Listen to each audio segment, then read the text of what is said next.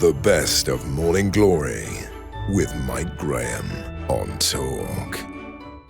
Welcome to Morning Glory's Best Bits. I'm Mike Graham, and 2024 was quite a year. We had not one, but two general elections. One on this side of the pond, of course, in Britain, and the other in the United States of America. This is how we covered it. Election Night Live on Talk. There's nothing like an American election, I have to say, and a man who knows a thing or two about them. And what better way to start the show, Mr. Piers Morgan. Yeah, look, it's huge. It's the old thing that when America sneezes, we all get a cold. You know, it's the biggest superpower in the world, certainly has the biggest military in the world. And I think that what happens there is incredibly consequential. North Dakota has gone red, South Dakota's red, Texas is red, Wyoming is red, and Nebraska is also red. Some of the exit polls we're seeing, not the earlier ones, which were all about the sort of vibes and all about the, what the issues. The ones about how independents are splitting in Georgia and Pennsylvania is looking good for Trump. I'd want to be in Trump's shoes rather than Harris's. I think this point about running the country as a business is a really interesting one. It's quite a different mentality to what we have here in the UK. If you say that as a UK politician, you get absolutely hammered for it, because people say, oh, no, it's not like running a business. But that is how Trump thinks. We still have not seen a gain or a loss for either candidate yet. And so the key question is, where is momentum going? Yes, the Democrats are right. There is a threat to democracy in our republic, but they are the threat to democracy in our republic.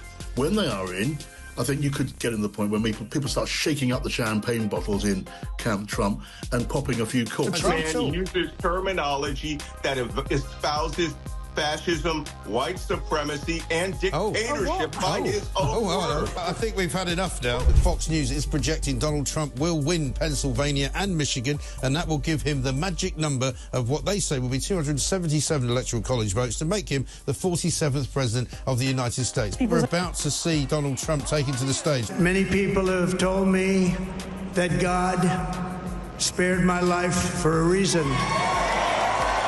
Well, let's get a voice note. Congratulations on your outstanding performance of the coverage. I know you've not had much sleep, mate, but if I'm going to war, I want someone like you outside of me, mate. This is history in the making, ladies and gentlemen. We have an opportunity to do a trade deal outside of the Trump tariff regime. Yes. But it's going to need Keir Starmer to roll out the red carpet and to roll it out PDQ. Wow, that was quite a night. Back in September, Keir Starmer decided it'd be a great idea to release 1,700 prisoners from prison live in front of cameras. And we were there, of course, down at Brixton to check it out. Let's get a voice note from Sean. Morning, Mike. Sean from Grimsby here. Today's the day when Keir Starmer and his cronies are going to vote to take some money off small people. Let's hope that the people who will vote against it will actually vote against it and not abstain. Great show, mate. Cheers, Sean. Just before that, you could see Keir Starmer having a good laugh with some old-age pensioners. I bet he hadn't just told them that he was about to take their winter fuel allowance off them. There he is again. You don't see him laughing very much. He doesn't feel like a very funny man, does he? Doesn't seem to be one. Let's talk to Mike Noble, retired Scotland Yard Detective Chief Inspector, of course. Mike, very good morning to you. Good morning, Mike. So today is what I would call whatever the opposite of a red letter day is. 1,700 criminals being released out of prison to wander the streets of Britain without really any kind of preparation on behalf of the parole board, without any preparation from probation, without really any idea of who they are, frankly. Well, we can gamble, Mike, can't we, that there has been no proper risk assessment around this. We've already seen this, not just like criminals who have committed non-violent offences, there's violent criminals as well being let out. And your previous guest referred to the misery of these people, and that's what I would call them. They're misery causers. So what we're told is, some of these are only low-level offences and this sort of thing. But what they'll be released back to council estates where lots of vulnerable people live, lots of people live in fear, and these people be out again, thieving, dealing drugs, burgling, stealing from the local shop, threatening people, and just bringing people down. And what forever frustrates me is that the people who sit in offices and the MPs and judges who make these decisions, it never affects them. They're never released to the nice little villages or wherever they live. It's everybody else who has to put up with this awfulness, because you know as well as I do that people have got to commit 40, 50, 60 offences before they're ever locked up. Yeah. And if they're convicted of 40 offences, that means they've done 400 offences. Right. And it's really sad, I've got to say. Well, two of the people who are eligible to be released, and we don't know if they are going to be released, one is Connor Shaw from Rotherham. He's in the papers today. He was jailed for 32 months for 2 counts of actual bodily harm on his ex-partner. In a statement read out in court, she said, "I'm scared that when he is released there will be repercussions and that he will want to get his revenge on me for being in prison. Connor is a psycho and he frightens me. I'm afraid that one day he will end up killing me." Now, how many times do you see those statements after somebody's been murdered and you go, and nobody did anything? Yeah.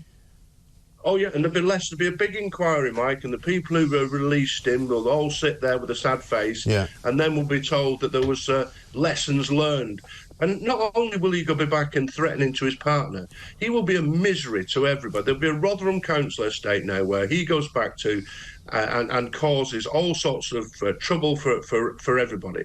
And it's very frustrating for the police officers. The police get a lot of stick. Yeah. But it's annoying that, you catch these people, you bring them to the court, you have them put in prison, and then they're free back to do what they're doing. So the police are running round in sort of an ever-decreasing circles, trying to catch these people for no point, really, because they'll be out soon again. Here's another charmer, Shane Riley, 44, from Swansea.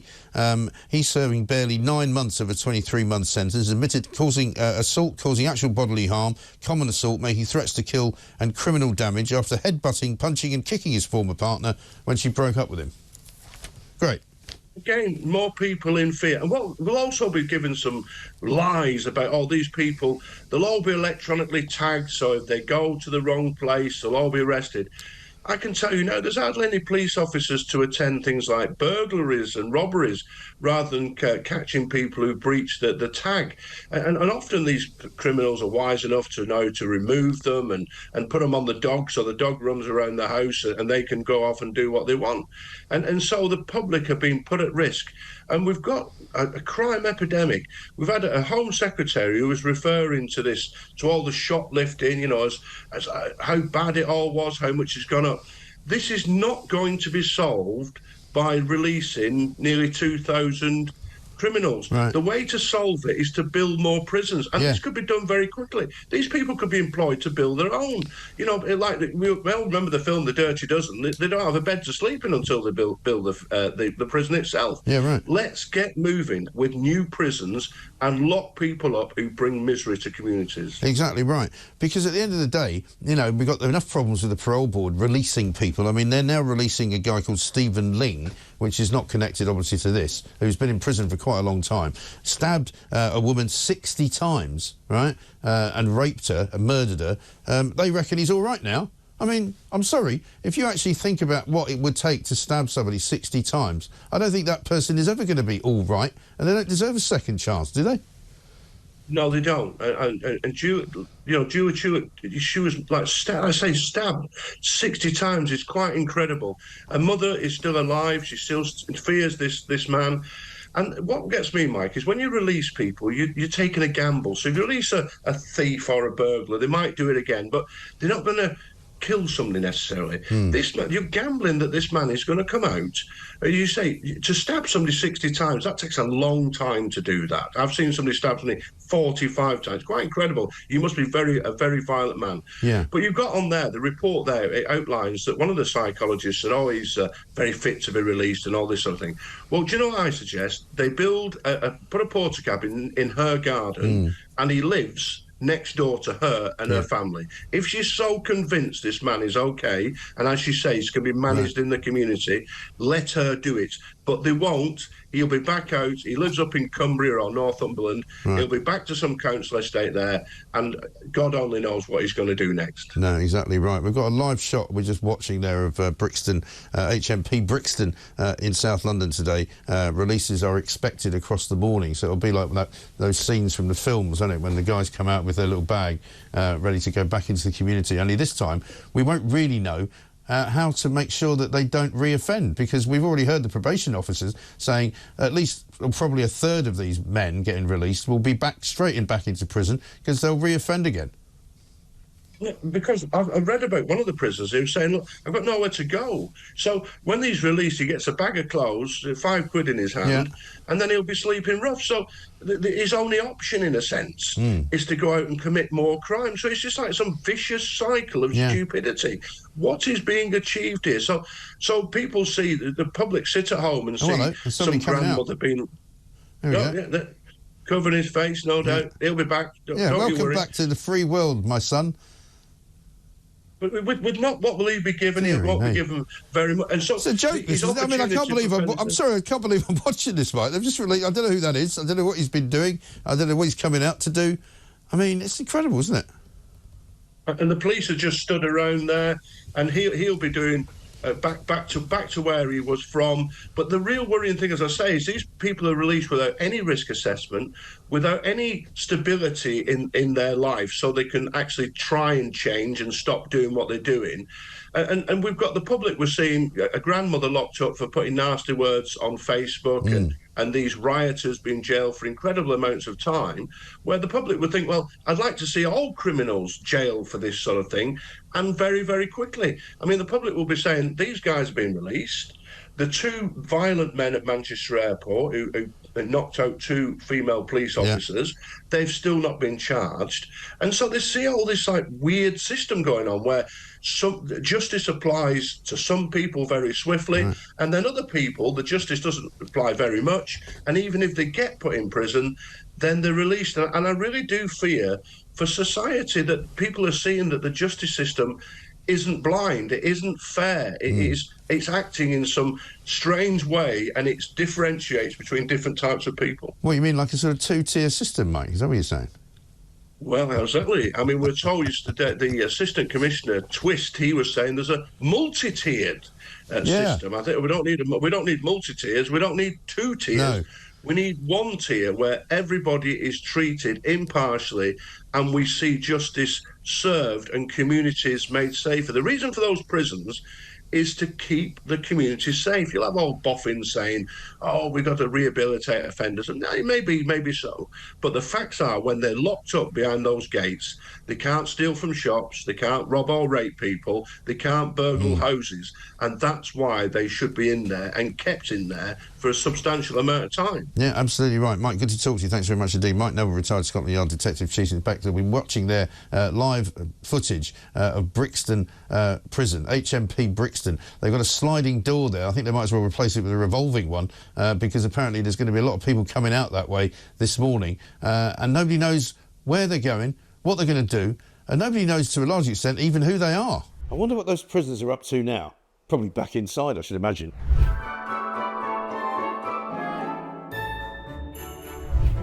The best of Morning Glory with Mike Graham on Talk.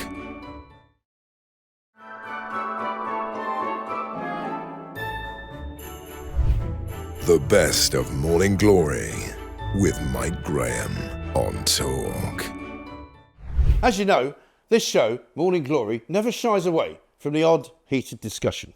Ed, very good morning to you. Morning. Welcome to Morning Glory. So, we're right in the midst of what are we calling it, COP29? Yep. I mean, I remember going all the way back to sort of COP25, 24, it seems to me. The only thing they ever seem to decide to do is to have another meeting and call it COP30, which will be, I think, in Brazil, right? Yep.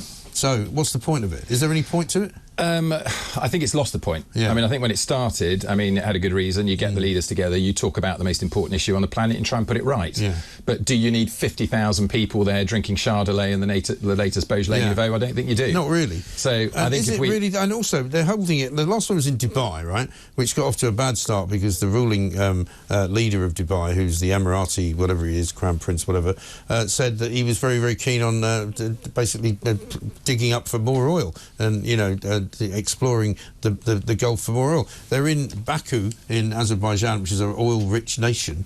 They've all flown there on a plane, you know, to tell us all not to go flying anywhere. I mean, it's just ridiculous, isn't it? I mean, you bring a whole load of things which I think are nuts as well. Yeah. So, I mean, let's start on the stuff that's nuts. Right. It's nuts going to a petro-state to run an organisation or run an event in which you're trying to reduce the use of fossil fuels. Right. It's crazy. And it gives the wrong signal to the people, doesn't it? Absolutely ridiculous. I mean, and it's crazy then as well, getting, you know, 50,000 people on flights from all over the world, 200,000 tonnes of emissions just for a day or two when they're going to sit down, and most of them are literally are just going to drink that Chardonnay. Having said that, there are some very important discussions which happen with government officials and between the right people, but you could limit everybody's delegation to 3, 5, maybe if you're a very big country, why have it at all? 10. I mean, you know, during lockdown, everybody had meetings on Zoom. Why can't you just have a meeting on Zoom? Look, I'm with you. I mean, I do think, and I think all business people would actually say that there is a level at which you need to do a face-to-face meeting. You create a relationship more.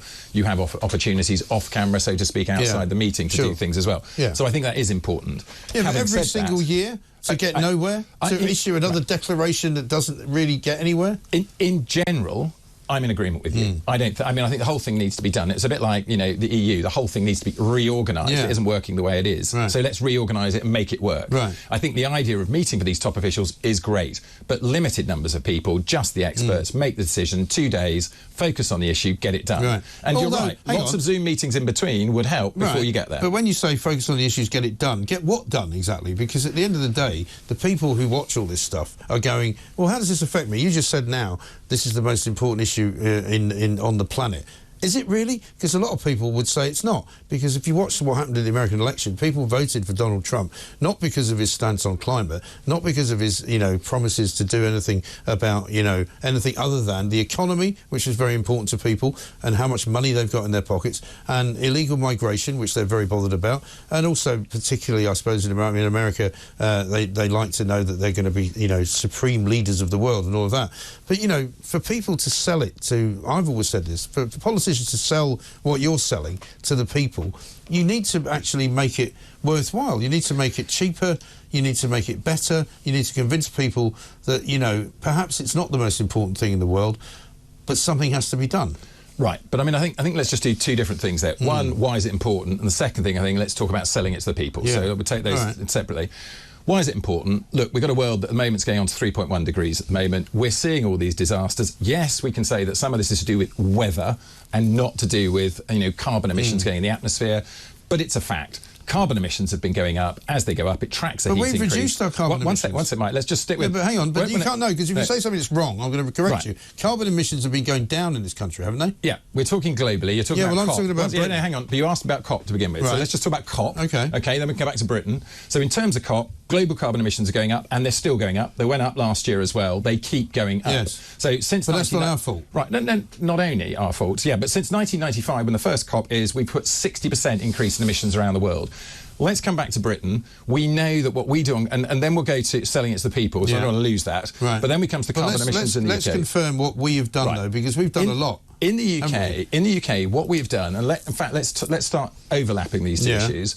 Since the 1970s, we have outsourced our industry. No, hang on. No, I'm not having that. No, I'm not having that. You tell me exactly how far we have dropped our carbon emissions in Britain. In Britain. Our internal carbon emissions, so those inside the country have gone down 42%. 42%, so nearly by half. Right. Now you can argue that we've outsourced it. We haven't outsourced it. But hang on, you've got to let me argue it. Well, no, I'm not going to let you argue, because it's BS. I almost said the bad word. Hang on. It is not true. You can argue that we sold it all to China and they're all now making the things that we used to make. You can make that argument, but it's not really true, is it? It just suits you to say it. What total load of rubbish, Mike? I mean, let's look. I don't drive a Chinese car. No, let's get the facts. Mike, let's get the facts. 1970s, 1/3 of our GDP came from industry and from manufacturing. 1/3. Yes. It's under 10% now. Yes. That is a vast amount of offshoring of all of our industry. 1 second. As we have done that, Which industry? We have ramped up Which industry? Everything is being made abroad now. What are we actually making here, Mike? What are we making here? And 1 second. Well, hang on. In with doing that, very important. important. Here and shout at me if you want, but it won't get you anywhere. Let me get a word in. Well, Mike. I won't let you talk absolute cobblers. That's why. It is not cobblers. It is. We have outsourced industry generally. Everything, not just carbon emissions. We've outsourced our industry. And at the same time as that, we're ramping up a big debt due to a trade deficit. So since 1998, we have exported less than we have imported. Oh, sorry, we've imported. I get that wrong. No, it's easy to confuse the two things. What, did you get it completely wrong? No, it was completely wrong. You know, we have imported. We've imported a lot more than we've exported. Yeah. So we've actually made less money. We've lost money every year since 1998. That's not true either. We are a financial services hub. Okay, look over there. You see those big buildings over there? Over there. Right. That's where we make all the money. Okay. Right. I'm not disagreeing with you that it might have been a bad idea, because maybe we should be manufacturing things more, and maybe we should still be sending children up chimneys and down mines, but we decided that wasn't the way to go. So we are where we are. No, since 1998 it's the combined. 1983 would be actually where we've been running a trade deficit on industry. It's in 1998 combined with our financial services, which make money for us, but overall we've been losing money since 1998. How do we put that right? How are we one of the most How are we one of the most successful economies of the G7 then? Out of the How G7, do you answer that? How do you answer that? Because deplorable action on all sides at the moment. Sorry, we are not. Answer the question. When you talk about successful economy, we are a successful economy. 0.1% growth in our GDP last year. 0.1. Well, show me all the other countries that are more successful. Well, yeah. How many are there? Well, how many are there? Okay, well, you tell me how many are there. I mean, America is more successful at the moment. It's been doing much better than us for 3 or 4 years on a consistent basis. We are the 5th biggest economy in the world, yes, right? in size, actually not. We're the 6th or 7th in terms of growth, we are the best performing economy currently in the G7. Are we not? So there isn't anyone at 0.25% on our GDP growth. So have you seen what everybody else is doing? And let's just look at, do we want to have, we've just been told by the Office for Budget Responsibility that in fact if we continue on this current growth rate, we are going to triple our national debt in the next 50 years.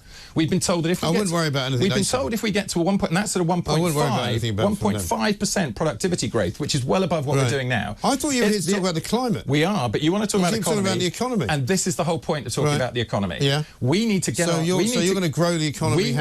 We need to get ourselves growing, and the OBR says if we grew it at 2.5% per year, we'd actually be able to actually reduce our debt by 30% in the same period. I see. Now, how do we grow? I thought you could just write debt off. No, don't come in here and say 1 second to me, right? It's my show. I'll throw you out if I don't like you. Fair enough. So you have to sit here and listen to it. The bottom line for me is that if the OBR wants to increase growth, there's a lot of things they could do. The Labour government, however, have decided that they don't have to worry about the debt that we used to have. They've just written it off and called it something else. So that's what they've done. So that Labour government now says we're not in debt anymore because we can just take that big bundle of debt and put it over there and call it Samuel. Yeah, I mean, I think what the Labour government has done, which is very similar to previous governments, is not create a proper industrial strategy. There is no industrial strategy. There hasn't been one for years. Right, I totally agree with you. And Ed Miliband doesn't have one either. And if we're going to get a proper industrial strategy, shouldn't we be doing something that the entire world is doing? Like what? We now see 93% of GDP in the world under a net zero commitment. We don't have to agree. Net zero commitment means nothing. But we don't have to believe. Means nothing. We don't have to believe that that's right. What we have to see is that's the direction. All right, let me ask you a question about net zero. There is a direction of travel for the entire world. Let me ask you a question about net zero, because I asked this question to everyone who bangs on about it, right?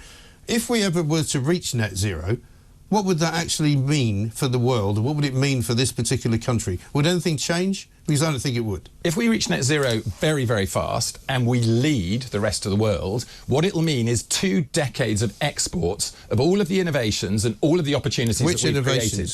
We would be innovating like mad. We'd be putting what? Tidal power, just to take one example. Well, you can't export tidal power, can you? You can export the technology for it. You can export the systems for it. We tried tidal power. You can manufacture it in this country. You can then export it. They put tidal power into a place in Wales, didn't they? And it didn't work. Tidal power is working at the moment. We have about 6 projects running. It's running in the Orkney Islands at the moment, others, but these are all tiny projects. How much does it contribute to the national grid? Because I'm looking at the national grid in the past 2 weeks, almost every single piece of energy that we are using is coming from fossil fuels because there's no wind and there's no bloody solar. Right. Look out there. It's absolutely brilliant. It's absolutely brilliant you brought it up. For 30 years, we haven't invested in tide. It is utterly ridiculous. We've got 20 gigawatts of tide. Government study, 20 gigawatts of tide. We're using about 35 gigawatts at the moment. It would be doing at peak 60% of our power if we put it in 30 years ago. Why did we not put it in? Oh, it's too expensive. Oh, it's too expensive. Oh, it's too expensive. Well, who's paying for it? And now, who's going to pay for it? 30 years on, it stays too expensive. But why did oil and gas get cheap? Because we did it, we invested it, we scaled, we innovated. Why have solar and wind got cheap? Commercial companies did it. Yes, of course. But it's commercial companies that are doing it anyway. But for any commercial company to get off there... No, but the commercial companies that are now involved in, wind power, solar power, green projects are getting subsidised by the government, which is our money. Yeah, and so are the oil and gas companies. And I think that's wrong. So are the oil and gas companies. I think that's wrong. Well, the oil and gas companies just been cut off by by Ed Miliband. And we have tax breaks which are going into all infrastructure products, including drilling for oil. They continue the subsidies. But we're not drilling for oil anymore, are we? We are still drilling. We're not going to offer new licences, is what the current administration has said. But we are still drilling, and every time we drill, and there are licences that are at the moment being executed and haven't started drilling, they get tax breaks from doing it. The subsidies run across all of it. That doesn't change. And that could be a national policy to do things that are critically important to the country, whatever their destructive... But at the end of the day, the problem is, Ed, we're sitting here arguing about all this stuff, right? You just go round and round and round in a circle, right? But I need to know from you, at what point does it become advantageous for people, ordinary people in this country, who pay for their oil and gas, who don't get to claim it because they're MPs, who don't get to heat their second homes because they're bloody MPs, who get everything for nothing, who struggle to put the fire on? The pensioners this year who are going to have no winter heating allowance, what are they supposed to do? All they care about is, can you heat the house? Can I cook my dinner? Can I have a boiler that actually gives me warm enough water to have a bath? That's all they care about. And if you could come up with a plan which was cheaper than the current one, then everybody would vote for you. And the Climate Party would run to the rescue of the country and you'd all get elected. But you haven't got a plan because you can't do it. Right. If you and I were in government, we'd be doing different things, wouldn't we? Probably. Right. And if we were doing it, we wouldn't expect it to affect the economy tomorrow. It would come in 6 months, 6 years, whatever period of time in which we've got to do it. I'll tell you what's going to affect people tomorrow, and that's cutting off their winter fuel allowance. That affects people tomorrow. Look, I agree with that. But staying on big industrial policy, climate change, on the bigger issues than a single issue, which is important to people, absolutely agree, but didn't come on to talk about that. But if you and I were there dealing with policy, we would be dealing with it thinking, right, what can we do in 6 months? How can we improve it in a year? What can we get done in 5, maybe 10 years? We'd be creating an industrial strategy to get us there, wouldn't we? Probably. And what we wouldn't be doing is saying, that thing's costing us a little bit more tomorrow, so we won't do it. Actually, it's got great potential in 5 years' time. But I wouldn't be asking people to cough up more taxes to pay for some green company to become a very, very successful business, which is what happened at the moment. Right. I mean, look at Dale Vince, for example.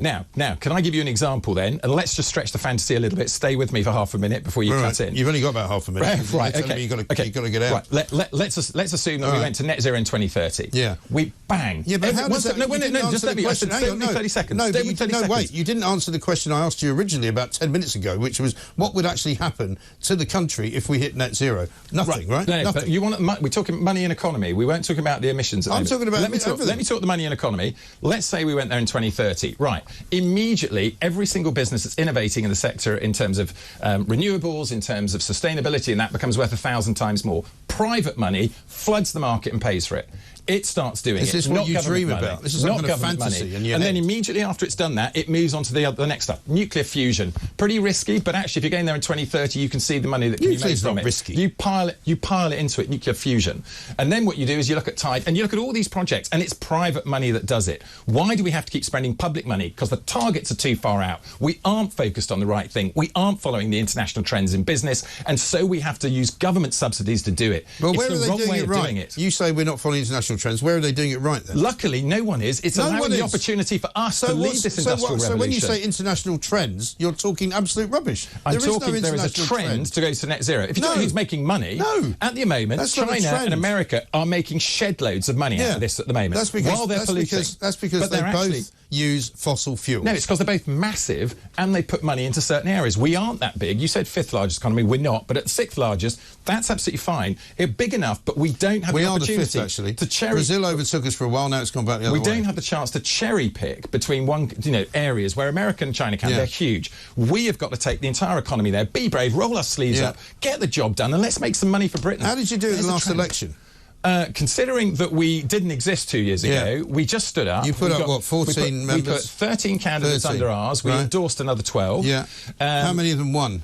Oh, of course, none of them won. None. Nigel Farage has been at it for 30 years. 30 years, and he just got in. I mean, let's be honest about it. Net zero politicians. So, but hang on. But Nigel Farage has been doing it for 30 years, and he's only just got in. The Green Party, 50 years, and now they've just got 4 people. Yeah. So our system, as we know, is mediated for the big players and against the smaller players. And the only reason that these guys got in is a general dissatisfaction with the Conservatives. I don't think you've helped yourself at all here. All you've done is talk incessantly about what could happen, but you've given no roadmap as to how to get there, I'm afraid. Ed, I'd love to do a whole hour with you because we've got a lot to talk about, but you'll have to come back. I mean, my problem is that you guys, I'm sure you mean well, but it just doesn't mean anything to most ordinary people. It's not about meaning well. I want to put money into people's pockets, and we aren't going to do it with no industrial. We aren't going to do it without an industrial strategy. Without an industrial strategy, would you like to we aren't sponsor going to do it. the Climate Party puts money into trying to get people to actually see the opportunities. But you could buy me off. I could be a great advocate for you. I mean, what's wrong with that? I don't think I'm going to be buying you off. I think we need to be back at COP29 then. Doing also, it's probably against Ofcom rules anyway. I don't think we're allowed to do it. Anyway, I'm looking forward to COP30 in Brazil. I mean, another jolly which everybody goes to and nothing gets done. Absolutely brilliant. Ed Gemmell, listen, appreciate your time. Leader of the Climate Party. Check him out. I mean, maybe they'll put some councillors up where you are and you can vote for them if you wish.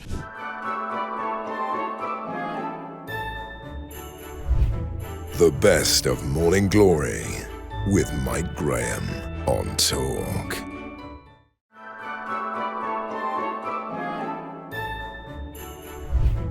The best of Morning Glory with Mike Graham on Talk. Very good morning to you, John. Hello, good morning, mate. We've been having a very lively conversation this morning about cabinet ministers taking money away from pensioners' heating allowances and then claiming their own second home heating allowance. But it seems the BBC, to a lesser extent, has wasted some licence payers' money on taxis, on trains and hotel bookings that were never used. 2,500 rail tickets, 324 rooms and 1,581 taxis paid for but cancelled, and they can't get refunds. So 235,000 quid down the Swanee. Mike, look, this is a real non-story, this one, isn't it? This is all over 5 years. 79 hotel rooms cancelled between 19,000 people. You know, it's a Sun non-story. There are far bigger things you can. Well, of course there are bigger things, but what it points to is that the BBC wastes money because it doesn't have to worry about it. So does every organisation. You know, we don't do it here.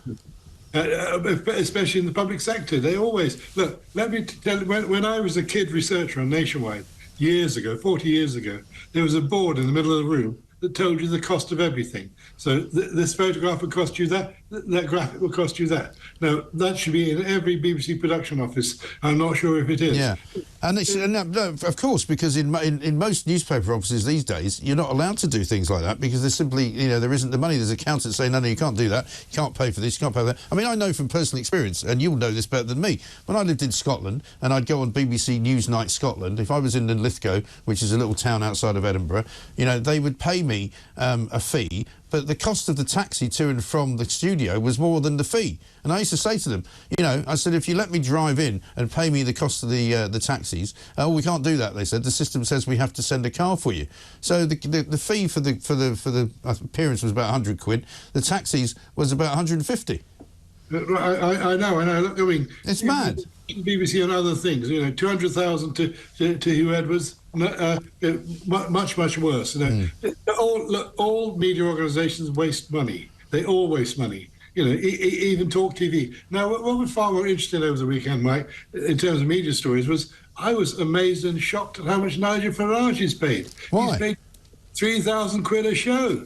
Yeah, well, actually, that's not what he says. He says that the money's paid to his company, and that's not a show fee necessarily. That's a contract that he's got with GB News, which is, of course, a private organisation. And the difference between, for example, him and Gary Lineker is that Gary Lineker's paid from the public purse, and that's why people have got such a focus on the news coming out of BBC. Land. Gary Lineker gets 1.3. Farage gets 1.2 from. Well, I know who I'd prefer to watch. Well, no, I prefer Lineker, but you know, it's good. All of these salaries. Well, that's your choice, but unfortunately, you don't get to go to jail if you don't watch Nigel Farage and you don't wish to pay for it, whereas you do if you don't want to watch Gary Lineker.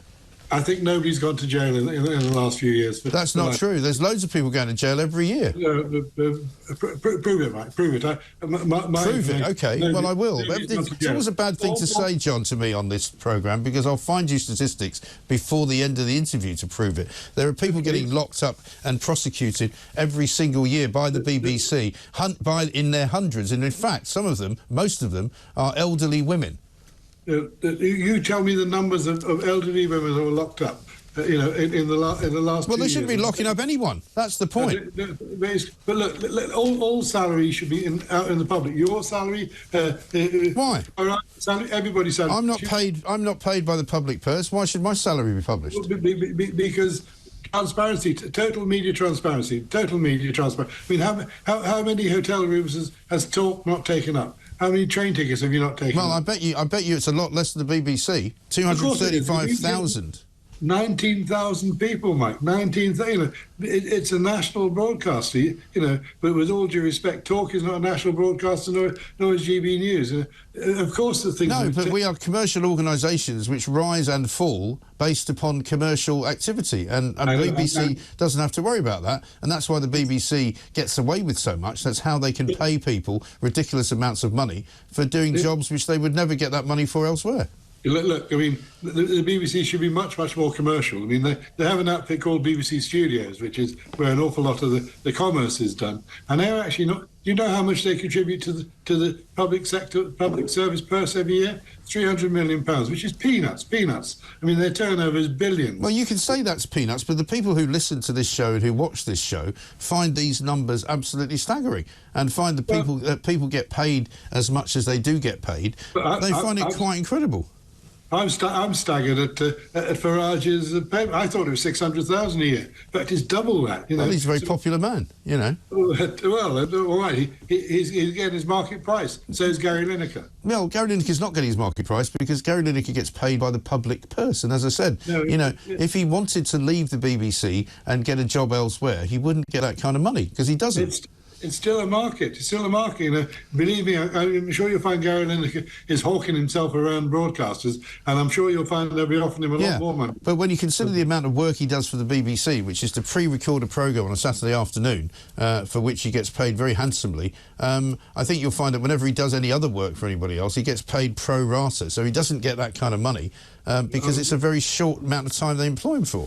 Mike, don't let facts get in the way of a good story. Facts, I know you're not keen on facts, being a former BBC man. Have you found? But let me give you this. Let me give you the latest person that was locked up, right, by the BBC. A chronically ill grandmother was from West Belfast, jailed after not paying a TV licence. Anne Smith, her name is, from Polglass, was imprisoned after she did not pay a £1,100 court fine for failing to pay for her TV licence. When was that? Absolutely extraordinary.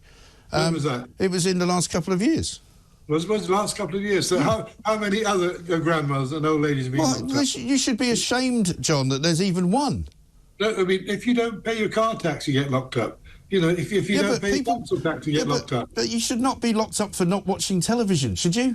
No, you get in the service. You get the service. No, but I can't believe you're not condemning this, John. I mean, we may have to ban you from the show for being completely outrageously ghastly.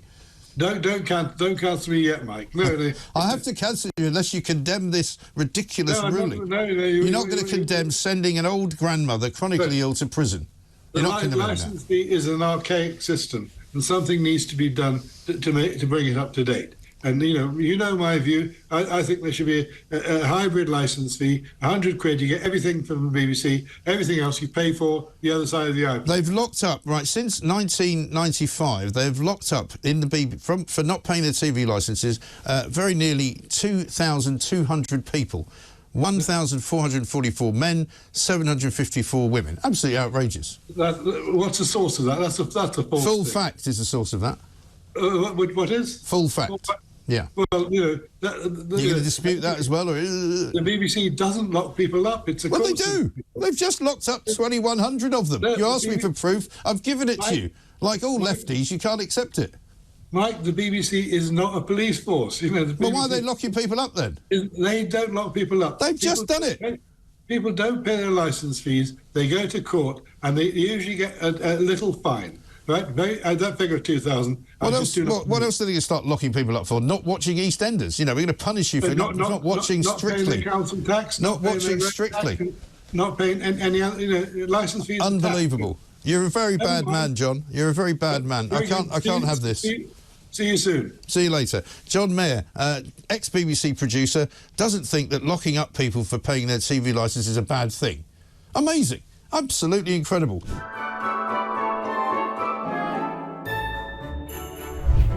The best of Morning Glory with Mike Graham on Talk.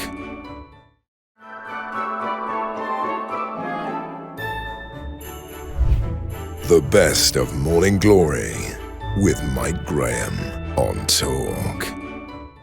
This is manna from heaven for me, this. I think this could be adopted as national policy for all cities. Keep the cyclists out of towns, let them cycle around in velodromes in the country if they want to. Yeah, I mean, I'm not in favour of blanket bans. I'm not denying there's an issue. It would be remiss of me to say that there just isn't an issue here with, say, pavement cycling and irresponsible cycling, because it does happen, and I see it myself. And dangerous cycling, right? Yes. Well, I mean, the pavement should be a sanctuary. The pavement should be a sanctuary, particularly for the elderly and the very young.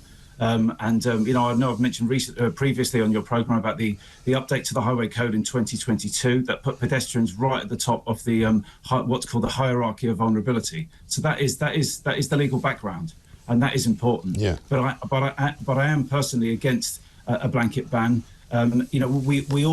We all notice the irresponsible cyclist who flies through without a care for anyone. But the thing is, there are other people on bikes. There are some people on bikes because they're disabled and they actually can't walk. Disabled? I've had a few. Yeah. I mean, if you can't walk, how can you ride a bike? Well, plenty of people can. I mean, I've had a few clients say to me. How? No, I'll tell you why. Because the thing is the impact of walking or say running is harder for them physically. Right. Cycling's no impact. I've had a few. Why don't you just get a cab? There is such a thing as a delivery service now. You don't have to go to the shop if you don't need to. You can get the stuff brought to your house. Well, the irony of that's a good point. But the irony of that is that part of the reason that Birmingham are thinking about this is because of the uptick in delivery in cycle deliveries, like the food, the cargo bikes. That's part of the reason. The electric bikes, which are even more dangerous. Well, yes, but again, another issue is the financial pressure that these companies are putting on these riders to do deliveries, and they're paid per delivery, and therefore they're cycling faster. So that's a wider problem. Yeah, I just think a blanket. Well, would you ban, be in favour of banning them? Who's going to pay for cycle speed humps? Well, it's worth paying for because it's not. When people. No, it is. It's our money. No, you don't use taxpayers' money to put speed bumps in for cyclists. It's a lot cheaper to just tell them to stay out of the way. Well, Mike, the thing is, everyone who's on a bike is saving the NHS money. Everyone who's on a bike is saving. Yes, they are. Rubbish. Yes, they are. How can you it's not rubbish at all. How can you quantify that? You work as a lawyer defending people who've been injured. When they get injured, where do they go? Well, they obviously go to the NHS. There you go. The thing is that. Yes, so they cost the NHS more money than people walking, unless you happen to be hit by a cyclist, in which case you have to go to the NHS. Mike, all the research shows that cyclists live longer lives and live healthier lives because of the absolute cobblers. Mike, I think it's also worth saying that Birmingham have got a proactive travel in their blueprint. That's what they. That's not going too well, is it? Because now they're banning cycling. Well, exactly, but that's my point. A blanket ban on cyclists is incompatible with the pro-cycling initiative. Well, nobody told them they should have a pro-cycling agenda. Nobody's asked for a pro-cycling agenda. Sadiq Khan's got one in London. Nobody asked him to have a pro-cycling agenda either. Nobody asked him to carve up all the roads so that the cars sit in traffic jams constantly throughout the course of the entire day, creating so much pollution that people, according to Sadiq Khan, are dying as a result of the air not being clean enough. Well, Mike, a lot of them could get out of their cars and jump on a bike. I mean, that's. Well, they could, but unfortunately, some of them have got cars that they need for their work because they have to carry around pieces of equipment that you can't put on a bike, right? Well, yeah, that's right. But that comes back to my point about a blanket ban being just too black and white. You're covering everyone, and some people need to cycle because they're disabled. I've never heard such a ridiculous argument in my life. I mean, that really is. I don't know why you keep coming back to that. You must have a better argument than that. Well, no, it's a small amount, but some people. Yeah, how many? All right, how many? As a percentage of the people that you represent, how many would you say percentage-wise cycle because they're disabled? I'd say probably around 10 to 15%. Rubbish. Probably something like that. No, I'm not having that. But Mike, the thing is, I represent many young cyclists who are, very fit and young. But the thing is, they get bad leg injuries. I thought you said cyclists weren't a drain on the NHS. Sounds like they're constantly getting injured. Well, no, but they're not constantly getting injured. But the thing is, but that's what you do, isn't it? You represent cyclists who get injured. It's exactly what I do. Right. So there's a lot of them getting injured. Otherwise, you wouldn't be making any money, would you? Well, there's obviously some getting injured. Accidents happen. About 5 people a day. But that's your job to look after the ones that get injured, right? Of course it is. Of course it is, and that's why I'm sensitive to injuries and sensitive to disability. Right. So you're telling me on the one hand that the NHS doesn't get used by cyclists except for the people that get injured, who you represent, right? And a small percentage of those people cycle even when they're injured because they're disabled. what I'm also saying to you is cyclists live longer lives, and no, it just feels like it. Yeah, well, the thing is, over the whole breadth of cyclists, they save the NHS money. There's clear research on that. I don't believe it. Listen, don't believe this. I can find you research that will tell you that half of the population think God exists, right? Doesn't mean it's true. It's just research. It doesn't mean anything. No, I get that, but the thing is... So stop telling me then that it's real, because it's not.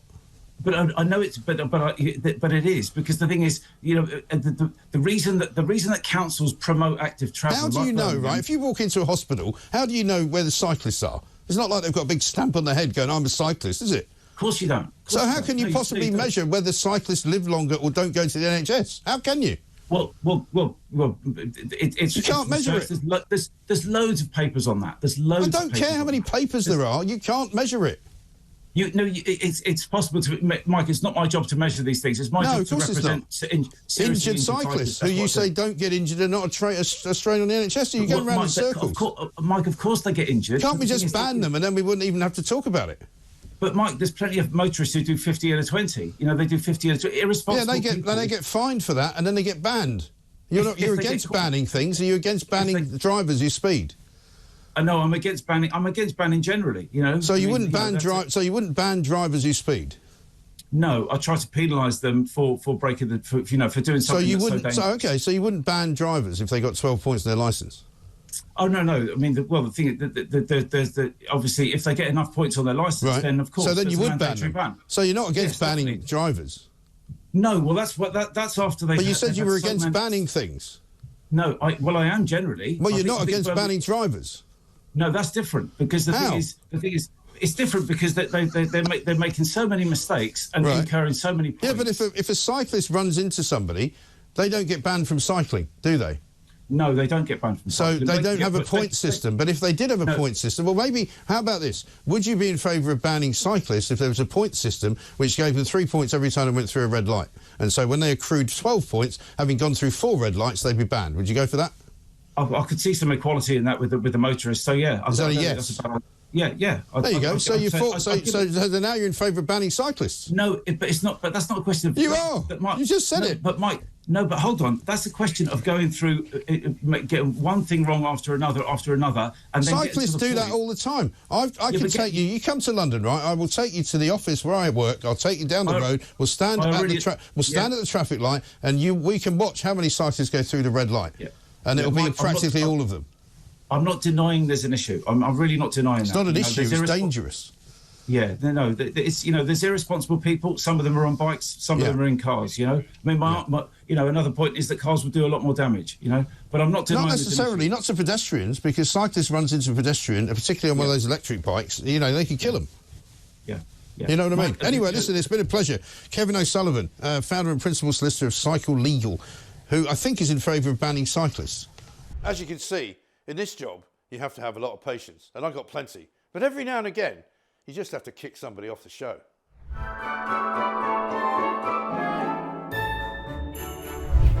The best of Morning Glory with Mike Graham on Talk.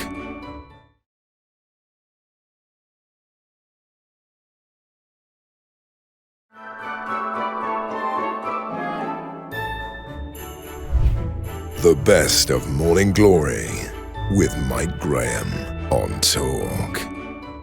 As you can see, in this job, you have to have a lot of patience, and I've got plenty. But every now and again, you just have to kick somebody off the show. Shall we get Benjamin Netanyahu's statement, first of all, before we continue? Let's have a look. Today, the mastermind of this day of sheer evil is no more. Yahya Sinwar is dead. He was killed in Rafah by the brave soldiers of the Israel Defense Forces. While this is not the end of the war in Gaza, it's the beginning of the end. To the people of Gaza, I have a simple message. This war can end tomorrow. It can end if Hamas lays down its arms and returns our hostages.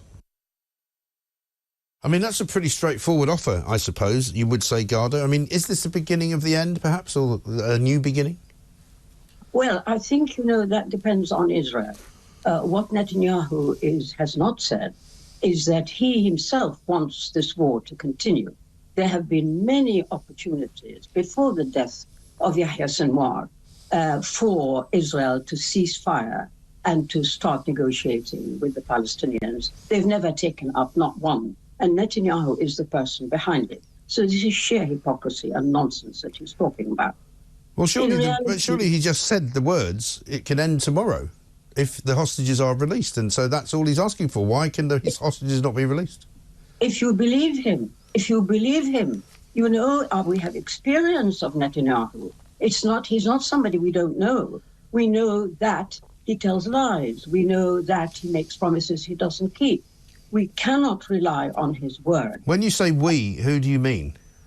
I mean by that everybody in the international community. People. Well, I'm talking about Hamas who are holding the hostages, right? So if you want to end the war, surely the first thing you should do is release the hostages, no? You know, there have been many opportunities to release hostages in the past. It always comes about through an agreement on the part of Israel and Hamas to release the hostages. We know that. Well, the last time they were going to be hostages released, they were shot in the back of the head by Hamas, weren't they? Not at all. Oh, they weren't shot in the back of the head by Hamas? No, you are misinformed. So what happened to them? They shoot themselves in the head? Just a moment. If you really want to know the facts, please listen to me. We know that we saw it on our screens. The Israeli army shot dead 3 Israeli hostages holding up white flags. We saw it with our own eyes. I didn't see that. Please don't blame Well, I didn't Hamas. see that. Are you telling me not to blame Hamas, who are a terrorist organisation, who have killed multiple numbers of hostages and who invaded Israel on October the 7th and murdered 1,400 people? You're telling me don't blame Hamas? What are you talking about? You mentioned a particular incident. I put you right. No, you didn't put me right at all. Hamas did not shoot. You did not put me right. You've failed to answer the initial question, which is if Benjamin Netanyahu makes a statement and says you can end the war tomorrow by just releasing the hostages, I said, why can't you release the hostages? And you haven't answered that. I've told you, we do not rely on things that Benjamin Netanyahu Yeah, but again, you're speaking now as if you're speaking for Hamas. You're speaking for Hamas. Are you speaking for Hamas? No, I'm certainly not speaking for Hamas. I'm speaking. Well, who's holding the hostages? As a sensible. Hang on, who's holding? No, the hostages. No, wait a second, Garda. The hostages are not being held by the international community, right? So when you say we, as the international community, you're not responsible for holding the hostages. Hamas are responsible. So let's say they. Why can't you, as part of the international community, say to Hamas, you must now release the hostages? The Hamas has made the position clear again and again. Hostages will be released when Israel stops killing Palestinians and when Israel leaves the territory of Gaza. They've been absolutely clear about that. So all you support Hamas in their position there, do you? I support anybody who is calling for the end of this war. Do you support Hamas in their position? I am supporting anybody who calls for the end of a genocidal war. Well, Hamas are not calling. Hang on, Hamas. Well, Benjamin Netanyahu has called for that, but you don't support him. He's not calling for that. I'm sorry. He's just called for it. Be better informed if you want to talk to me. You need to be better informed. No, I don't need to be better informed. I don't particularly enjoy talking to terrorist sympathisers, of which you appear to be one. That is an extremely grave charge, and I think you ought to take it back. I'm not taking it back. You keep saying that you support Hamas. I am not a terrorist sympathiser. I am an intelligent human being. Right, but you have sympathy for Hamas. Hang on, but you have I don't think you should bring guests on that you want to insult. Well, I don't think you should support Hamas. I am not. You're not talking about support. Yes, you are. You were talking about Benjamin Netanyahu. No, we're not talking about that. I asked you several times if you support Hamas's position in not releasing the hostages, and you appear to have said yes. You know, this is absolutely an example of how it is that your viewers will not be any the wiser at the end of this evening, because you spent your time attacking me. No, I haven't. I've asked you questions. Calling me a terrorist sympathizer. Well, you seem to be one. Extremely grave charge, which can bring the police into the matter. Oh, you want to bring the police into the matter? You must not do that. You need to inform your audience. In that case, let me ask you. Let me give you. In that case, let me give you another opportunity to denounce Hamas as a terrorist organisation who should release the hostages. Please give me that opportunity. We're not talking about Hamas. You asked me why I don't believe. No, I didn't. No, I didn't ask you that. And I've told you Benjamin Netanyahu is a liar. Well, that's quite a serious charge as well.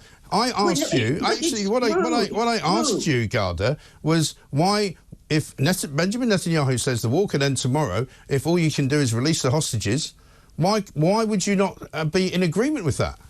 And you're not in agreement with it, are you? You think they should continue to hold the hostages, which I think is a far graver situation for you to defend than to blame me for somehow calling you a bad name.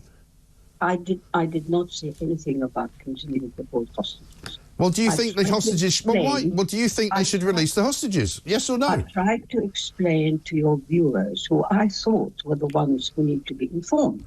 I've tried to explain to your viewers that Benjamin Netanyahu's word is not worth believing because we have experience of Netanyahu, who tells lies. That is what I've said. I know you said that. But unfortunately, by saying that, you have dodged the original question, which is why would you not release the hostages, regardless of what Benjamin Netanyahu does? Why can you justify, in any way, shape or form, continuing to hold people underground in tunnels where they're being abused, sometimes sexually abused? You don't appear to be concerned about that at all.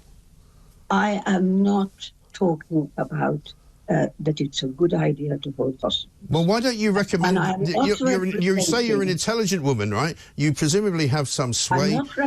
I'm not you have some sway with the terrorists. Why don't you tell them to let them go? I am trying, despite your attacks on me. I'm not attacking you. I'm trying to explain something to your viewers. No, you're trying to justify the holding... people who matter. No, you're trying to justify the holding of innocent people by Hamas.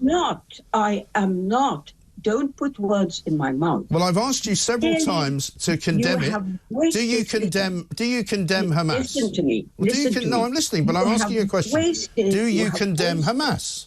You have wasted this opportunity of talking to a Palestinian about reality, about what's really going on. But you don't condemn Hamas, by insulting me, by trying to put me into a bad light, and by accusing me of things which are extremely serious. Well, like I said, Garda, I'm offering you another opportunity. This is the fourth. This is the fourth opportunity. Fourth opportunity should come to an end because you're not serious. I'm asking you. I'm asking you for the. I'm very serious. I'm very serious, and for the fourth time, I'm going to ask you the question, and I'm giving you the opportunity to condemn Hamas for holding hostages. Would you like to do that? No, she's gone. Oh, she doesn't want to condemn Hamas. Oh, dear. I mean, who do these people think they're talking to? An idiot? Let's face it. When you have somebody who tells you that Benjamin Netanyahu is a liar and that they therefore don't believe anything he says and therefore they will not give up the hostages because they don't believe that he won't then kill them, where do you go with that? This is why they will never, ever give the Israelis the time of day. And this is why Benjamin Netanyahu is having to do the things that he's doing. Because, as he says, you can't negotiate with people who want to kill you. You can't negotiate with people who think you as a country shouldn't exist.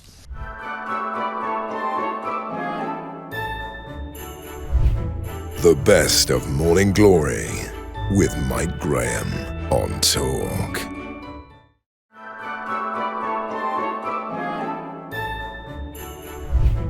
The best of Morning Glory with Mike Graham on Talk. Good morning, are you? Yeah, not bad. I mean, Keir Starmer's got a problem, hasn't he? He doesn't seem to understand that there are people in this country who don't have the access that he apparently has to Lord Alli, who don't have the access to penthouses and, holidays and, tickets for football, and he doesn't seem to understand the meaning of the word humility. And this scandal gets worse by the day. I mean, every day I come into work and I think I won't have to do much on, you know, Wardrobe Gate today. I won't have to do much on Sleaze Watch today. But there's more revelations coming out every single day, and it's not going away. I mean, I think the thing about the House at his son's GCSEs is perfectly reasonable, to be honest. I mean, in the heat of a general election... How is it reasonable? The fact that he wanted to give his son somewhere peaceful, quiet, safe... Have you been to Covent Garden? Covent Garden is not peaceful and quiet. I really don't have a problem with it in the slightest. But I do see that this is a story that the Labour Party leadership and that the Labour Party staffers would not have wanted to be having. This is a conversation they would have not wanted to be having.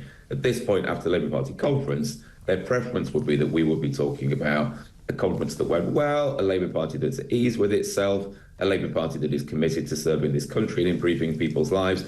And all of those things are true. So the fact that... No, none of those things are true. No, sorry, Mike, I'm not having that. It was not a... No, sorry, it was... making them happy. Mike, it was not a great conference, right? First of all, he had his main plank of his so-called policy so far voted down by conference. They decided it was wrong for the Labour Party government to actually take away the winter fuel allowance. He lost the vote. He moved the vote to Wednesday because he hoped that it wouldn't actually then be such a big deal. But it wasn't a massive deal, but they lost the vote, right? So the party, the whole, is against one of their main planks of policy, one. Two, the whole thing was overshadowed by one story after another of sleaze and of absolute and utter miscreant behaviour. Lord Alli walks around like he was some kind of criminal on the run, putting his hand up every time a camera was pointed in his face, refused to speak to anybody about why he was bankrolling the Labour Party. You know, the whole thing was a shambles. And Keir Starmer thinks that he's, you know, getting away with it, but he's not, is he? I mean, I've just spent the last 4 days at Labour Party conference, and the way that you describe it is not how it was when it was right, there. so what? So they won the vote, did they? Was I wrong about that? Well. Did they win the vote? Of all the things that Labour has done, and the winter fuel payment is not Labour's signature policy. What they've done, for example, on clean energy, what they're doing. Of course, it's their signature policy. It's the only thing. No, hang on, Mike. No, hang on, Mike. It's the only thing. They're going to make. It's the only thing they've done. What's their clean energy policy achieved? Nothing. Well, it's going to bring all of our bills down. Oh, really? All our bills are going up, Mike. Think about clean energy, having cheaper electricity bills is you going to can't sit there and just babble at me, right? Mike, sorry, Mike. No, sorry, stop. Stop. You can't. Can you cut this guy off? Just cut him off. Cut him off. You can't just sit there babbling. It's nonsense. The clean energy bill will not save us money. We know that the price of energy is going up. Keir Starmer said before he got in that they would cap the price of energy. He hasn't done that. That was another lie, right? The price of energy has gone up. It will go up again before Christmas. Pensioners are going to be dying as a result of the policy that Keir Starmer has put into place, that Rachel Reeves has put into place, and that nobody in the Labour Party conference wanted him to do because they voted against it. So don't sit there and tell me that it's all rosy in the garden, because it bloody well isn't. I don't think I even want to go back to talk to him. But let's talk now to Robert Griffin, who's an extremism and terrorism expert, because a couple of stories that came across the desk this weekend.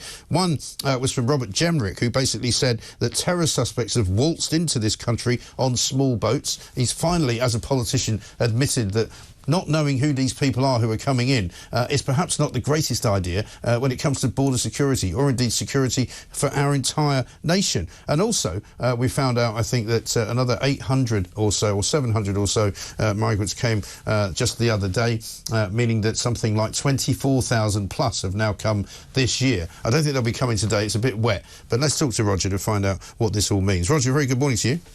Good morning, Mike. Good to see that finally a politician from what you might call one of the main two parties has actually admitted that some of the people that were coming on these small boats might not exactly be, shall we say, people that are going to help with the economy.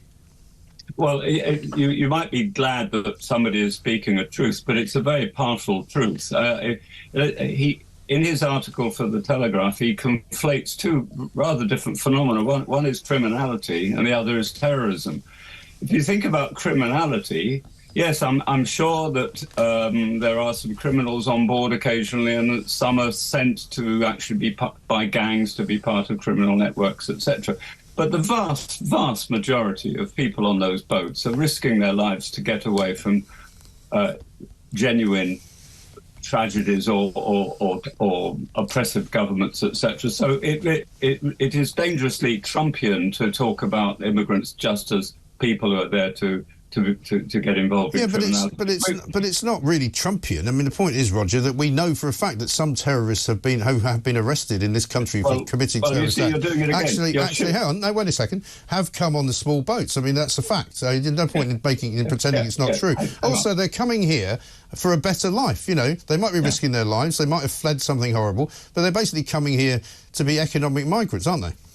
Well, hang on, you're conflating two things. I mean, we're talking about criminality, we're talking about terrorism, now we're talking about getting a better life. I'm answering what you said. You said that they were coming here to flee some terrible problem. I accepted that there might be a small percentage of people who bear out what Jendrik said in his article. Right.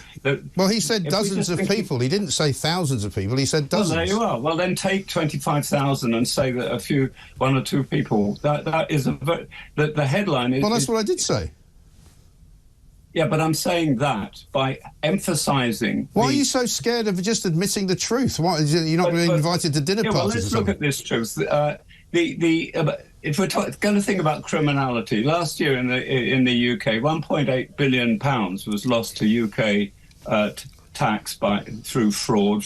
5 billion lost. In shoplifting. 5 billion lost through tax fraud. And sorry, I didn't realise you were an expert in shoplifting. I thought you were here to talk about terrorism. But I'm saying that you have to put any criminality they may be involved in the context of the fact. Well, no, you don't actually. You don't, because first of all, you don't know who's committing all the crime, do you? So you don't have those figures. You look at facts, and the fact is that the vast amount of crime in Britain is generated by UK citizens who've been born here and that would, Roger, be because most of the people living in this country are British citizens. Therefore, they would always be in the majority. I'm not quite sure. Crime for the British. Let's not have foreigners doing crime. Well, you think there's no foreigners coming here and committing crimes? I didn't say that. You're putting words in my mouth. I said. I'm trying to understand what you're doing here. I don't know what you're doing here. I thought you were a terrorism expert. Are you not worried about people coming into this country and committing terrorism? Yeah, but you've been talking about crime and terrorism. Terrorism is another matter. Well, that's what you're meant to be an expert in. Yeah, well, let me be an expert then. Well, stop being an expert in things you're not an expert in and talk about what you know about. Well, why bring me on if you're just going to drown me in your words? Well, I didn't realise you were going to be so weird about terrorism. I didn't think you were going to be somebody who would be sticking up. You haven't let me talk about. Well, terrorism. You haven't given me any kind of way of answering questions about terrorism. I've said to you there are people coming into this country. Let's start again. It's early in the morning. One, criminality is not the same thing as terrorism. Two, if you're going to we're not talking about criminality. You were the one that brought up criminality. I'm trying to talk about terrorism. Yeah, well, do then. Stop bringing up shoplifting and crime. I don't like the premise of this interview. Oh, don't you? Well, I don't like the premise of it either. I don't even know who booked you. We won't be doing it again. Thanks very much indeed. See you later. Roger Griffin. I mean, what a complete plank. I don't know why people like that bother coming on. Oh, well, we don't want to talk about it because it might be embarrassing. I might not get invited back to my next dinner party if I say that, there are some horrible people coming on small boats. Of course there are horrible people coming on small boats. Of course there are already horrible people here. We don't need any more, thanks very much. 24,000 people who are being put up at taxpayers' expense, which we can't afford because we have to fund Angela Rayner's next outfit. When's it going to stop? What is wrong with these people?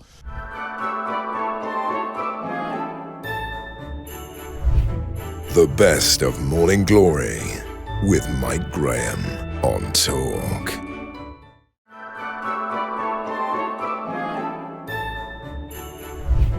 The best of Morning Glory with Mike Graham on Talk.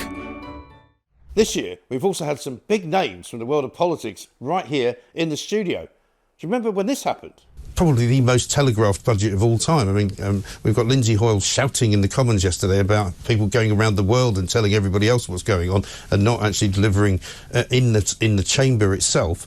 But the Labour Party and the Labour government seem to be hell-bent on just annoying everyone and making statements and making judgments on things which are all completely against what the British people want.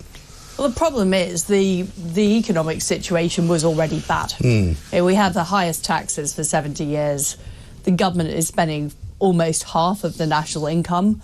The civil service has ballooned in size.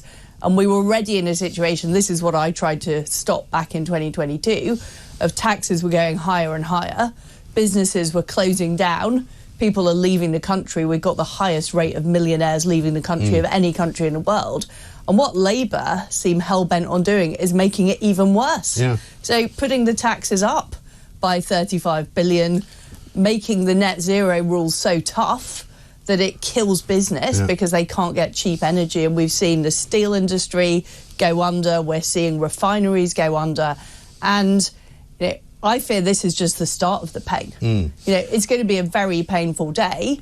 But what will happen is because the taxes are going so high, it will stop businesses investing in this country. Yeah. And what we'll find is next year, Labour want to come back for more. And that is really frightening for our country. Because they just want to keep feeding the beast, don't they? Because they keep saying there's no money, there's a £22 billion black hole, suddenly it becomes a £40 billion black hole, and yet they then continue to spend money where they want to spend it. For example, giving public sector pay rises, the net zero commitments, as you say. And it's going back to the 70s, it seems to me. I mean, I'm old enough to remember the 70s, unfortunately. But the difference is, in the 70s, we had very powerful unions and an inefficient manufacturing sector. Now we have a very powerful bureaucracy, and they are in charge. Yeah. The Bank of England, the Office of Budget Responsibility, I know, I've been there. These are the people dictating the policy.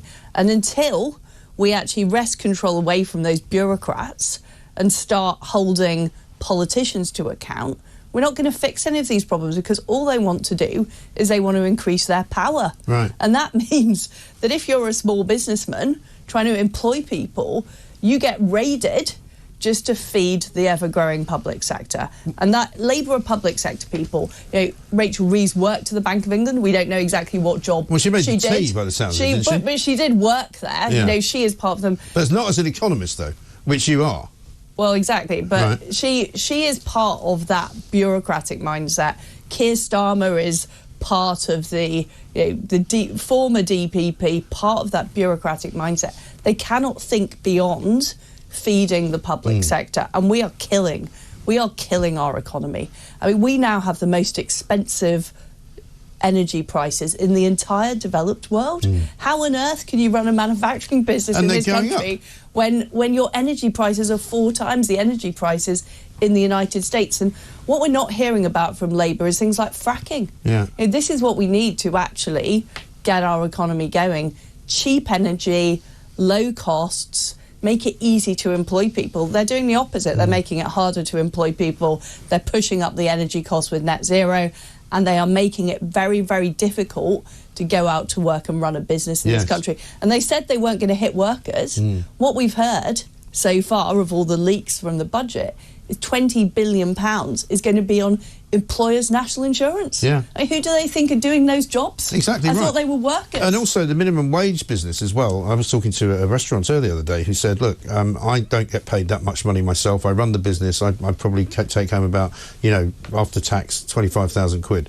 And he said, I'm going to be giving people more money than that who work for me because of government regulations, and I'm going to have to contribute more national insurance on their behalf. So in a way, it's probably not worth me keeping the restaurant open. I might just shut it. And those are the kind of conversations people are having. It's very, very depressing, and we are now in an economic doom loop. And my fear is that we are going to end up where we did in the 70s. Yeah, the country will run out of money. We will end up having to go to the IMF for a bailout. That is how bad. Just like Dennis is. Healey did. Who famously said, by the way, that the job of Chancellor is not something a woman should do. Do you remember that? Well, he wasn't particularly great either, He wasn't, was he? no, he was hopeless. No, shortly after he said it, he went begging to the IMF. I think we've got equal opportunities for women and men to be bad chancellors. Yes. That's what we have. Well, I don't think Rachel Reeves is a terrible chancellor. Yeah. So was Dennis Healey. Right, it doesn't matter whether she's a woman, though, but Keir Starmer was making this out to be like the greatest, sort of discovery of the age. This is the problem with the Labour Party. They're obsessed with identity politics. Yeah. They're obsessed with, are you a woman, are you a man, are you black? Right. This is not what drives Britain forward. What we should care about is people's talents, their ability to get things done. And that is irrelevant in the modern Labour Party. They throw money at the areas where there is no prospect of any economic growth. Yeah. I am the candidate who has been consistently showing the left for the frauds that they are. And we see it now with Keir Starmer in government. You look at the mess he's making of everything. He's only had 100 days, lost his chief of staff. He's got this freebie scandal that doesn't stop giving. We need to make sure that we turn ourselves around in time for the next election so that we can get them out. And that means renewal. And I am the bold choice. I am the conviction politician. I'm not making it up as I go along. I've been consistently showing who I am and what I'm about. And you've said as well that they can't call you racist. That's why you're the best candidate for the job. Do you think they would try and do that? Of course they will. They will, but it doesn't work. And I know this because we had this when the BLM protests were happening. We came under a lot of attacks. There was all sorts of pressure for us to do all sorts of things that were not conservative, decolonize this, decolonize that, and I resisted it. Some of them tried to portray me as a tool of the racists, but I know how to deal with that. I know how to bat it away because I believe in this country and I believe in equality under the law. None of this protected groups stuff. We have protected characteristics. You as a white man are as protected as me as a black woman, not a hierarchy of groups. And that's something that I always championed, getting this nonsense out of schools, getting it out of our public service. I did a lot. There's more that I would have liked to do. And if I'm leader of the opposition, I will expose Labour for being student politicians. And if you are leader of the opposition, what would you do as your job? Because I was with a fairly senior Tory just the other day, and I actually said to him, what should I ask Kemi? And he said, ask her what she would do as leader of the opposition, because it feels at the moment that, you know, Reform are like the opposition, or we're the opposition sometimes, but the Conservative Party hasn't really been in opposition yet against Keir Starmer. Oh, we are the opposition. But the Conservative Party is more than the MPs, and this is what my campaign is about, that we leave the centre-right to just, you know, whoever is a Tory MP at that time. You look at what the left has. They've got an army. They've got the unions. They have loads of charities repeating their lines. They have, you know, I tease them that the BBC is working for Labour. We need to get serious. As leader of the opposition, I will be rebuilding that coalition. Where is business? Business has stopped talking about conservative values. They just stay quiet. We need to get them out there. I have a lot of links to the business community, not just from my time as business secretary. They like what I've got to say. Being a leader of the opposition is about showing a vision and getting the army behind you that will help you win the next election. But that means being great at the dispatch box. People have seen me at the dispatch box. Look at what I've been doing with Angela Rayner, for example, showing that she doesn't understand what she's doing. Another student politician. I'm doing all that while fighting a leadership contest. And what I also want to make sure is that we build a great shadow cabinet team of people across the party, not just the ones who support me, but everybody, so that we have a consensus that can get us back into government. And people say that you're quite a combative person, that you're quite difficult to get on with. It's kind of what they say, that you know, cross the street to cause a row. Is that true? I'm a lovely person, Mike, as I'm sure you're finding. What I am is somebody who will not run away if a fight is brought. I defend our values, I fight for conservative values, and that's what you're going to need in a leader of the opposition. Not somebody who will keep quiet and be shy and just want to talk about something else because they're embarrassed.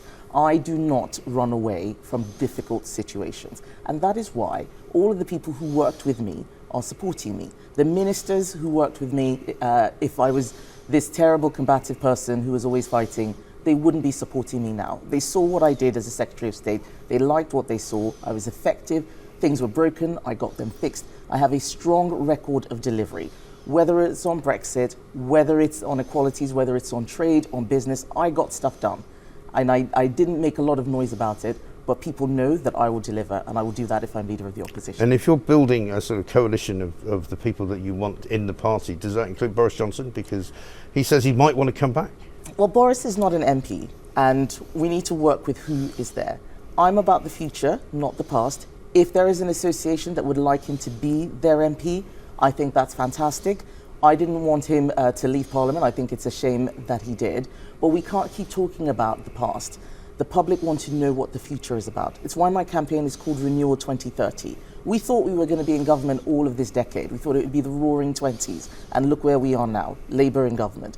What are we going to do with the next decade? That's our next chance. So let's talk about the future. What will the country be like? And in order to do this in one term, we need to go bold. We've got one chance to get this right. None of this changing leader every 5 minutes like we're changing tissues because we don't like this person or that person.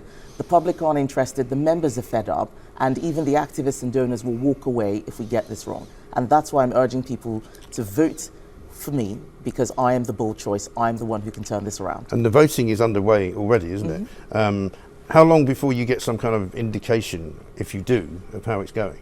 I don't think you ever do get an indication of the voting directly. We can do polls. The polls show that I have a lot of support. When I'm out in the hustings, I get a lot of love from the membership because they know that I care about them.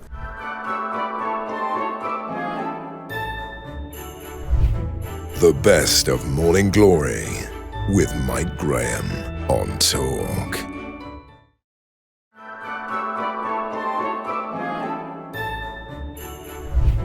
The best of Morning Glory with Mike Graham on Talk.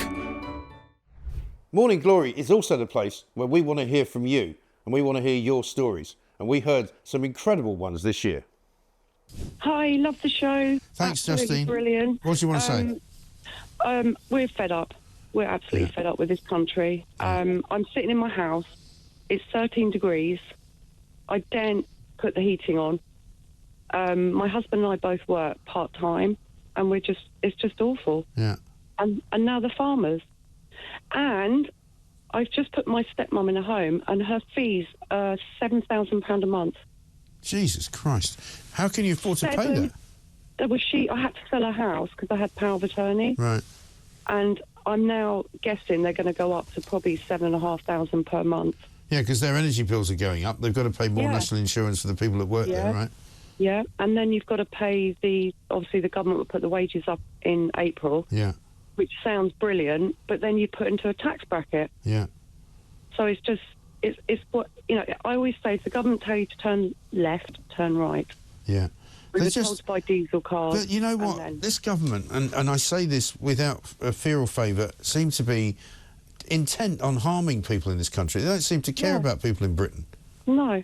And also the farmers, I've been reading online, people are saying that they deserve to lose their farms, they should pay inheritance tax like everybody else. No.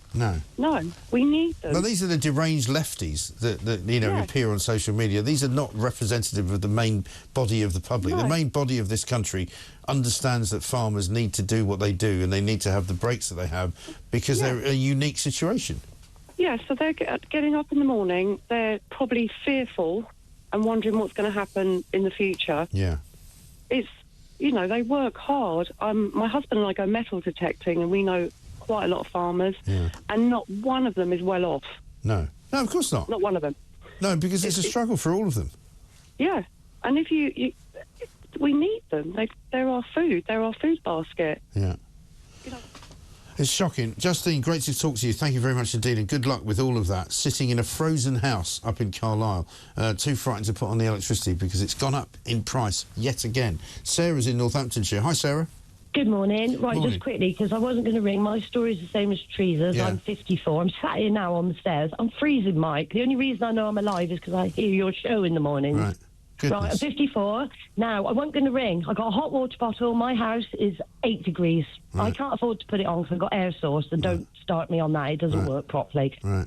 My son rang me last night, and he said, all right, Mum. I said, yeah, how are you, love? He's got a job. He's an asbestos surveyor. Right. I said, no, son, I'm freezing. And he said, don't, Mum. He said, I'm fuming. I said, why? He said, I'm working in a hotel, migrants hotel today. I said, oh, yeah. He said, there's 500. I said, kids, no, men. Right. He said, Mum, they are moaning that the hotel is boiling hot. They've all got their windows queuing by the windows. He said, even I've had to take 4 breaks. Right. I said, what? He said, yeah, we got to go in, check there's no asbestos. He said, and they're all moaning where it's so hot. And I cried, and I'm crying now. Yeah. I'm 54, I've got COPD. I live in an eco house. I can't get warm home discount because it's an eco house. And I'm telling you now, Mike, I put my air pump on for an hour yesterday. My sister said, you got to, you're shivering. Yeah. It cost £3 and it was lukewarm like a kettle. So don't get air source heating. But what are we going to do, Mike? I listen to you every day, my love, and I'm like, we're all talking, but we're not doing anything. Well, we're talking because we're getting there. We're finding out what everybody's thinking, and I tell you what, I'm sure that something will change. I'm sure that something will move this government to a point where they're going to have another election. They're going to have to do something. But what's your message? What's your message, Sarah? All right, well, let me ask you. If we were able to give you the opportunity to give a message, we'll record it, we'll send it to Keir Starmer right now. Tell me what you'd say. I would say to Keir, you know, would he have his own children freezing and have the neighbours' children in and keep them warm and see his own children freeze and starve like what we are? He wouldn't, because that's abuse. And I'm sorry, Mike, it's not just the pensioners. There's an unforgotten mixture of us all. I'm freezing, Mike. I'm not lying to you. I had my own business before COVID. I was a woman in a van. And I could put my heating on in the summer. I didn't worry. But now it's £10 a day, and and I can't put it on. I can't. And my friend came around the other day and she said, I got to go. I said, why? She said, it's freezing in your house. And it's embarrassing. It's got to a point, it's health, embarrassing. Yeah. And he needs to put his own family first before other people's. 500 migrants, and they were moaning about it being so hot in the hotel, and they couldn't do nothing with the heating because they have to keep it at a certain temperature. But what about us, Mike? My sister said, oh, you need to go and sit in that studio with Mike and keep warm. I said, oh, I might. Yeah. But honestly, Mike, it's not just the pensioners. It's my friend round the corner, she's got 2 kids. She can't put her heating on either. So we're all freezing. I know. And, we're all it's shocking. It's absolutely awful. Listen, good luck to you, darling, and look after yourself, Sarah, and get that hot water bottle, you know, replenished as often as you can, even if it costs money. Sarah, speaking for the nation. This year, we also said goodbye to some dear friends. One of them was Alex Salmond, the former First Minister of Scotland. Here's a tribute to him. I mean, interestingly enough, it was only a few hours before his death that he was also tweeting about how the Keir Starmer sort of initiative to create an office of regions and nations was actually a bad thing, and that John Swinney from the SNP should not have even met up with Keir Starmer, because it basically made him look as though he was just an also-ran and a kind of a junior figure in what was similar type role to Andy Burnham and Sadiq Khan, both mayors of Manchester and London. Let's talk to Michael Blackley, political editor of the Scottish Daily Mail. Michael, very good morning to you. Good morning, Mike. A very shocking story this at the weekend, wasn't it? I mean, I don't know where you were, but I was just sitting at home when the news broke, and I ended up coming on to talk and talking about my friendship with Alex Salmond, because I was friends with him. He was on our show quite a lot. He came down to do Plank of the Week. He was a very estimable character in my view, anyway, and a giant character for Scottish politics.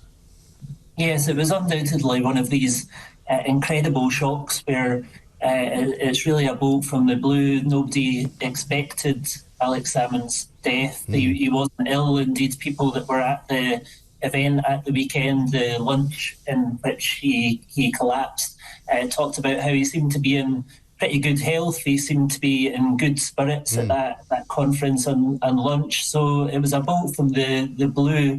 And I think whatever your political opinion is on Alex Salmond, I think everybody can respect that he was a great political performer and really was one of the political heavyweights of Scotland. One thing was for certain is that he's going to be remembered, whether people are on his side or not, in decades to come.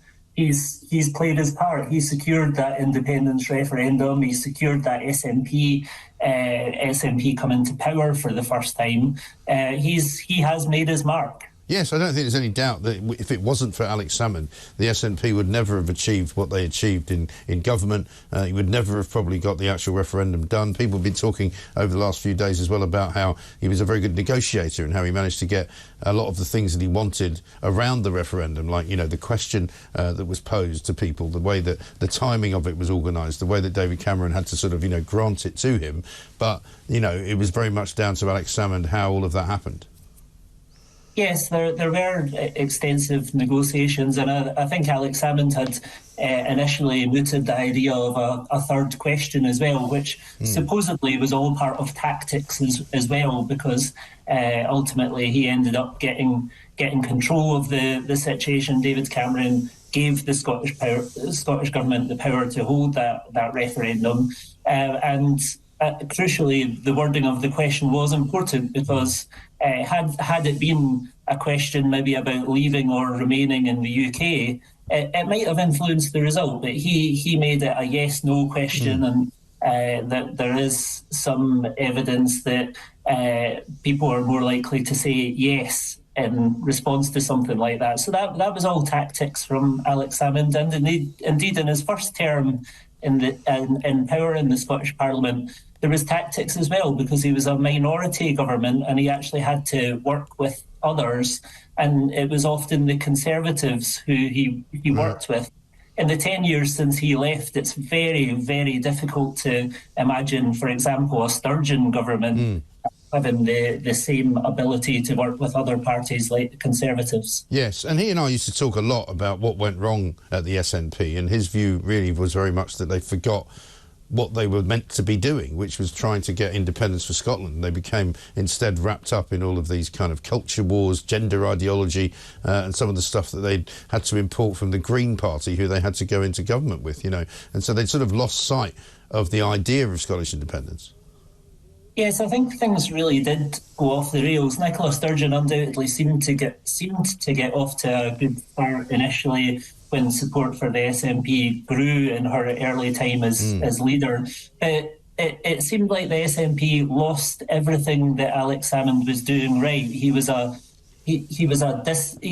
kept tight discipline in the SNP, and it was very much founded on good governance as well. And I think those two things really fell away after he was no longer First Minister. There were a lot of errors in some of the things that the SNP government did as an administration, and discipline completely fell apart. Of course, part of the reason for discipline falling apart was the splits that the rift between Alex Salmond and Nicola Sturgeon actually caused. But discipline completely fell away in more recent years, in the last 5 years in the SNP. And we're still waiting to find out what the outcome of the police investigation is. But it was a very strange thing to watch the reaction to Alex's death as it was breaking on Saturday night, because lots of people were very quick to come out and praise him for being, a great statesman and being a great legendary politician and a heavyweight of politics and all of that. Nicola Sturgeon took quite a long time before she released her statement. And didn't put anything out on social media, and it was a couple of hours, I think, before she said anything, and I thought it was rather kind of, I would say, mealy-mouthed. The second paragraph all about how they'd fallen out, and it seemed a little bit graceless, shall we say? Well, I think a lot of the people that were responding to his passing focused on really paying tribute to him. Nicola Sturgeon was one of the first people that perhaps referenced events of recent years. She probably felt like she had to reference that, given how significant their falling out has been. But for some, they maybe thought there wasn't any need for that.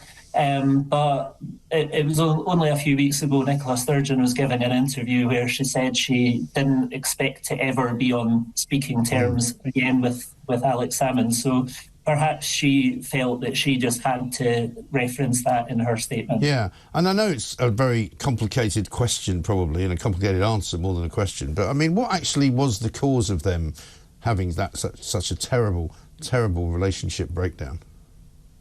Yeah, I mean, there is a variety of factors. I mean, clearly, Alex Salmond believes that in the process of the Scottish Government investigating the complaints against him, there was something of a conspiracy against them, and there was some severe failings in the Scottish Government investigation, which led to it being found by the Court of Session in Edinburgh to be unlawful and tainted with apparent bias. So he wanted to get even as a result of that. He wanted to settle scores. There were still ongoing legal cases regarding that as well, which some of his allies may well now seek to take up on his behalf.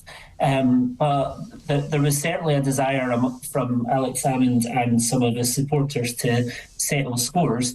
And there was other factors as well. I mean, I remember when Alex Salmond took the job at RT, Nicola Sturgeon and people close to her were absolutely flabbergasted by that, and she wasn't happy herself. It was the early time of her. It was her early time as First Minister, and she felt that was a real distraction. That she had to be answering questions about what her predecessor was doing, going to work for a Kremlin-funded broadcaster. So there were a variety of factors that led to that breakdown, but certainly the investigations into the complaints about Alex Salmond during his time as First Minister were key to those. Yes, absolutely. And David Davies has said in a piece you've written today, I think, that he's going to fight on and he's going to certainly try and clear Alex Salmond's name. Because, I mean, there are those who say the stress of all of that may well have contributed to putting a strain on him physically. And, you know, it might have eventually not killed him, but sort of led to him being unwell. Yes, it's difficult to say that for sure, but what you can certainly say is that it really did consume him in recent years.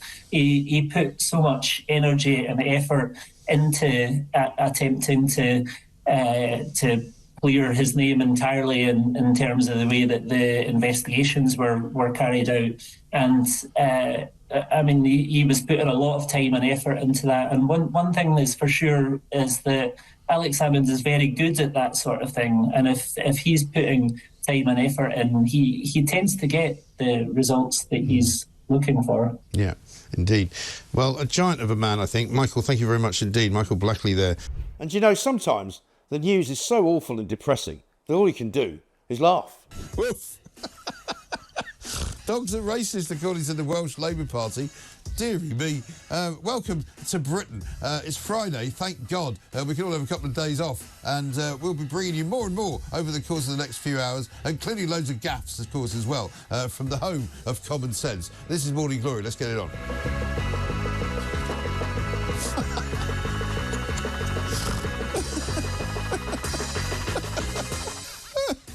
Sorry.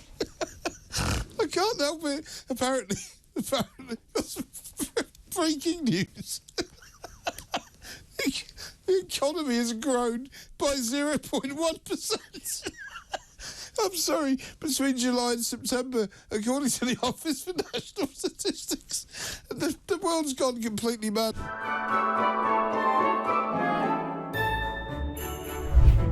The best of Morning Glory with Mike Graham on Talk.